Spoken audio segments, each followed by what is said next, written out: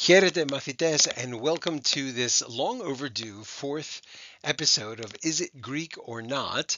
And this time we're going to do something different. Instead of looking at words, we're actually going to look at names.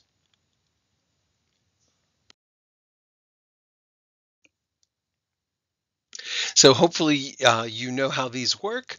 Grab the Greek expert around you and see what they can do when I pose some questions here. The first one is going to be pretty easy. George, is it Greek or not? Pause if you need to think about it or ask someone.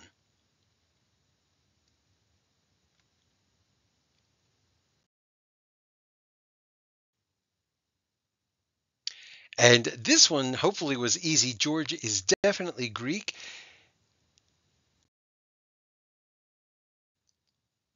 It has two important elements. One is the geo, which means earth or soil. This comes from the ancient Greek gea and the modern Greek yi,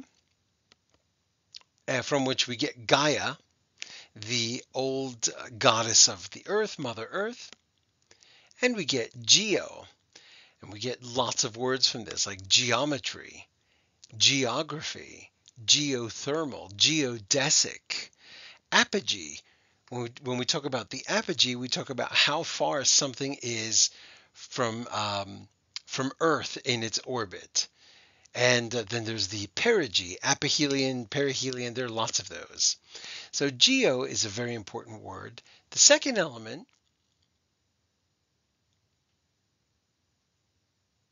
is this RG. Now, RG means work or toil. We've seen that in another video recently. And you'll get dramaturgy, which is the study of creating stage work, creating plays. Liturgy is a service.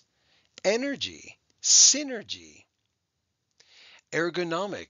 There are those really fancy ergonomic chairs. Okay, so the RG should normally tell you that we're talking about work or effort or toil.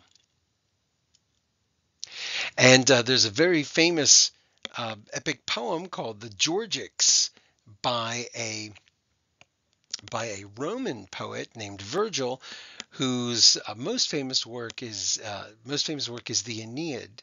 Anyway, RG does crop up in other words as well. So the name George is definitely Greek.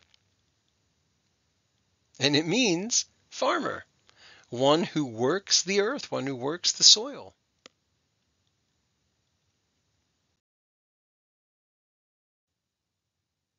And of course, the female analog of George is Georgia.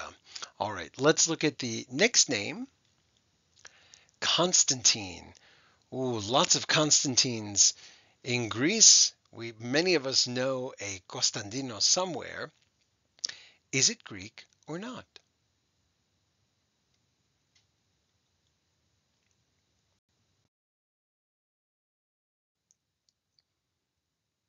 People are bothered by this one because the name is so common in Greek, they just assume that it is Greek, but it is not. Co or con is a Latin root meaning together, and the st means standing. There are lots of words in Greek and in Latin and other languages that feature an st, and it means stand, and if you just listen to the words, stand, stop, still, status, statue, station, stanchion.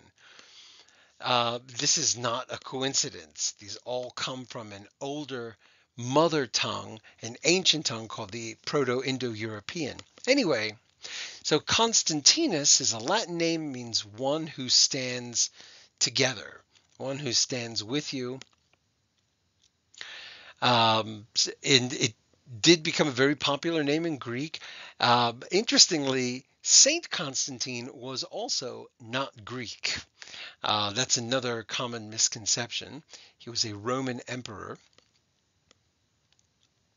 The closest Greek analog to this name is Evstathios.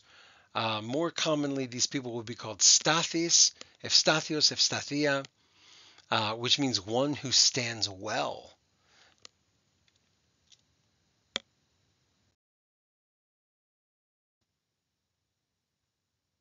And for all of our Constantines, we wind up with the name Constantina.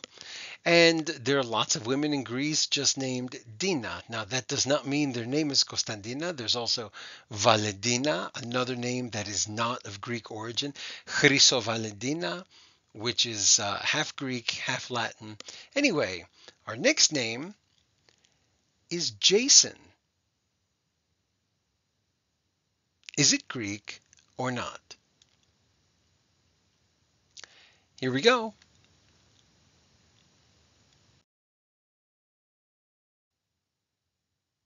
It is Greek, and this is another one that people have difficulty believing. First of all, it's a commonly misunderstood name because there are lots of people with the name Jay or Jake. Jake is also confusing because anybody named Jake has gotten their name from one of two sources, either Jason, the Greek, or Jacob, the Hebrew, which becomes Yakovos later. It gets a little confusing. But the name Jason comes from the Greek Iason or Iasonas. And we have a female version of this name, Iaso, which must be very rare. This was an ancient goddess of healing, actually, in that old pagan religion and in the myths. She's a very minor figure. There was a major historical figure named Jason of Pherae, uh, probably right before Alexander the Great came around. This guy was one of the most important leaders in the Greek world, and he was destined for greatness. We also wind up with Jason and the Argonauts, another very famous story. So Iason and the Argonautas is one of the old myths. It's also a very famous epic poem that comes to us by a guy named Apollonius. So, well, this Jason who wore the hockey mask was not Greek. And the name Jason comes from the word iatros. So this iat is a root for healing. So Iason is the healer or the doctor. And we get words in English. This iat in psychiatry. Psyche is the soul or the mind. So the healing of the mind is psychiatry. You'll have pediatrics. Παιδιά, of course, are children. Geriatric, bariatric. There are lots of IATRs. All of this shares the same root as the name Jason.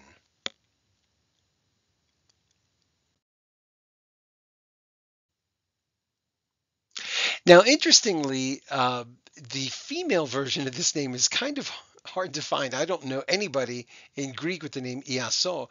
I do know women with names like Jason, Jacin, Jacinda, and Jacinta. And what's interesting about these is they do not come from Jason. They actually get all of these, regardless of what people tell you, all of these come from this flower, the hyacinth. And yes, there used to be a Greek name, Iakinthos, Hyacinthus. He was one of the flower myths, of which there were several. So if you know anyone named Jacinda or Jacinta, that's where they get their name from.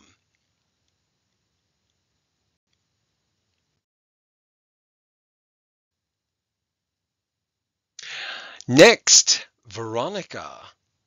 Is it Greek or isn't it?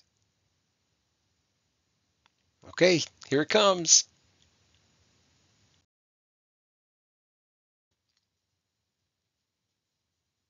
And this one is definitely a Greek name.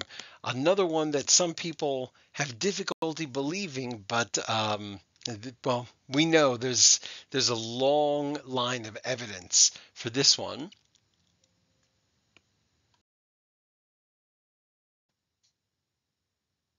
So Veronica shares the root with the word ferro, And you can see ferin right here, which means to bring. Ferno in modern Greek, I bring. And of course, this fer is what you see in Christopher, one who brings or carries Christ. And confer, conference. And phosphorus with an O in that case, the for, and metaphor. It also has Nike, the goddess of victory. So Veronica means she who brings victory. And now, interestingly, this one starts with a V and this one starts with a phi. But if you know about linguistics, you'll know that F and V are actually the same sound. They use the same muscles of speech. We'll talk about voiced and unvoiced sounds later. This this actually is the result of a Macedonian dialect of Greek. So we get Veroniki. Here is the actual name, she who brings victory. And this is where we get the name Bernice, not Bernadette. That's another thing that confuses people. So Bernice is just the Latin version of Veroniki, Veronica. Bernadette means the little bear, actually. So that's completely different.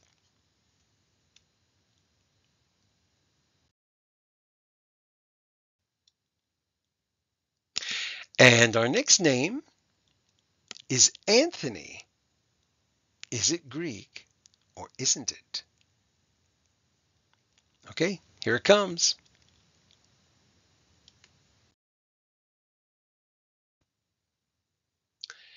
And yes, this one is also controversial. They've been trying for centuries to work this one out.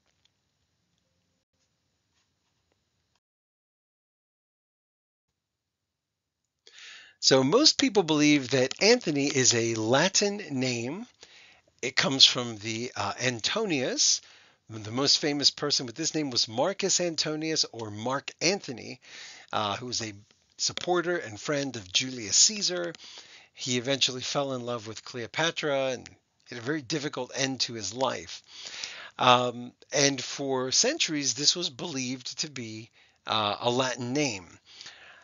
A few hundred years ago, somebody began to suspect that it might have been Greek, and they took this H and they inserted it. So Antony became Anthony. So Anthony is the newer version of the older name Antony. That's the argument for the Latin side, that it first appears as part of a man's name in Rome.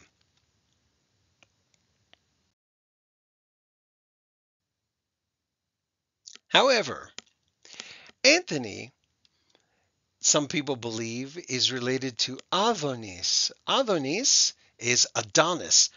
Adonis was a character from mythology, another one of those flower myths. We mentioned Hyacinthus earlier. Uh, so there's a possible connection to this here, and that's the Adonis flower, by the way.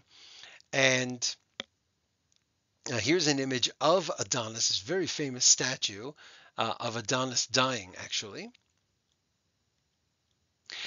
The other part that lends itself to the Greek argument is the opening anth. Anth is related to anthos, where you get blossom or flower. In English, we get the word anthology. An anthology, if you were to buy some band's anthology, like the Beatles or Rush, you're getting their best songs in one collection. An anthology originally meant the collection of the best flowers, because when you went to someone's house, you took flowers, the best ones that you could pick from your garden.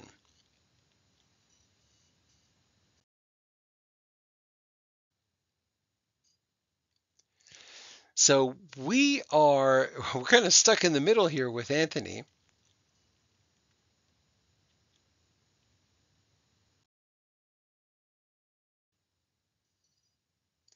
So we're going to let this be a split decision. We really don't know. Um, when I do talk about this with people, I'm asked how I feel about it. There's a third argument also that this is actually an Etruscan name. The Etruscans were from Etruria, this land on the Italian peninsula north of Rome. um, and that it probably meant daisy. I am going to I'm going to go with, if I have to go out on a limb here, I'm going to say that it is a Greek name. And while it is possible that the Greeks copied it from the Romans, because the Greeks did borrow things from the Romans, but the Romans took far, far, far more from the Greeks. They borrowed heavily. And the Romans themselves admitted that they took a lot from the Greeks, as did the Etruscans. They got their letters from the Greeks. They learned a lot from them. So it is possible that it's Roman, a Roman slash Latin. It is also possible that it's Etruscan. I'm going to go out on a limb and say it's Greek, but this hasn't been solved in a couple hundred years that it's been an issue, and I don't think we can solve it here.